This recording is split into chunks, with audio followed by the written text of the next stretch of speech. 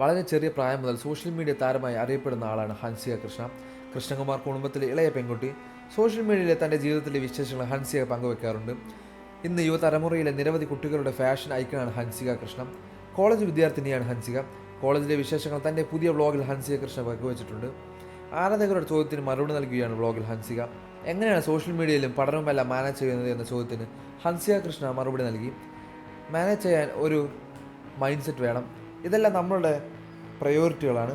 ആരോഗ്യവും പഠനവും സോഷ്യൽ മീഡിയയുമെല്ലാം. കോളേജിലെ ആദ്യ വർഷം ഞാൻ പഠനത്തിന് വലിയ പ്രാധാന്യം കൊടുത്തില്ല. എന്നാൽ 4 സെമസ്റ്ററിലും 5ാം സെമസ്റ്ററിൽ ഞാൻ പരമാവധി ശ്രമിച്ചെന്ന് ഹൻസിക മറുപടി നൽകി.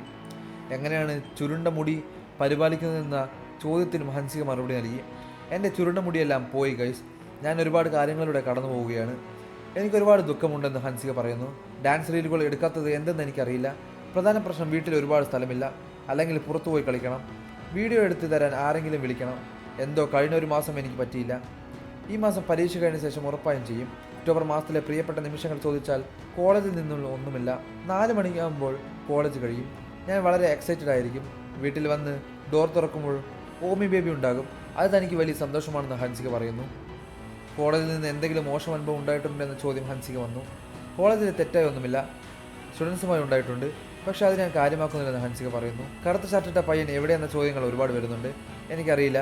അവൻ ഇപ്പോൾ എൻ്റെ ജീവിതത്തിൽ ഇല്ല എന്നും ഹൻസിക പറയുന്നു. മുമ്പ് കോളേജിലെ സഹപാഠിയായ ഒരു വിദ്യാർത്ഥിയെ തൻ്റെ സുഹൃത്തായ ഹൻസിക വ്ളോഗുകളിലൂടെ കാണിച്ചിരുന്നു. എന്നാൽ ഇപ്പോൾ കാണാറില്ല. ഇതേക്കുറിച്ച് പലപ്പോഴും ചോദ്യം വന്നിട്ടുണ്ട്. നേരത്തെ കോളേജ് സൗഹൃദങ്ങൾ ഇല്ലാതിനെക്കുറിച്ച് ഹൻസിക സംസാരിച്ചിട്ടുണ്ട്. എന്നെ വിഷമിപ്പിച്ച ആൾക്കൊപ്പമൊന്നും വീണ്ടും പോയി നിൽക്കാൻ പറ്റില്ല. വേദനിച്ചപ്പോൾ ഞാൻ തിരിച്ചറിഞ്ഞു. അവരെ ഒഴിവാക്കി. അവരെ സുഹൃത്തുക്കളെന്ന് പോലും അറിയാൻ പറ്റില്ല. ഒരുപാട് പാഠങ്ങൾ ഞാൻ പഠിച്ചു. ഒരാളെ പെട്ടെന്ന് വിശ്വസിക്കരുതെന്നും ഈ 2 വർഷത്തിൽ ഞാൻ മനസ്സിലാക്കിയിട്ടുണ്ട്. അടുത്തിടെ പരിചയപ്പെട്ട സുഹൃത്തിന് മുന്നിൽ നിങ്ങളുടെ മുഴുവൻ പേഴ്സണാലിറ്റിയും കാണിക്കരുതെന്നാണ് ഞാൻ പഠിച്ച പാഠം. അവർ അവസാനമായിരിക്കും അവരുടെ വശം നിങ്ങളെ കാണിക്കുന്നത്. അങ്ങനെയായിരിക്കും അവർ പാമ്പായി മാറുന്നത്. ഇതൊരു ഘട്ടമാണ്.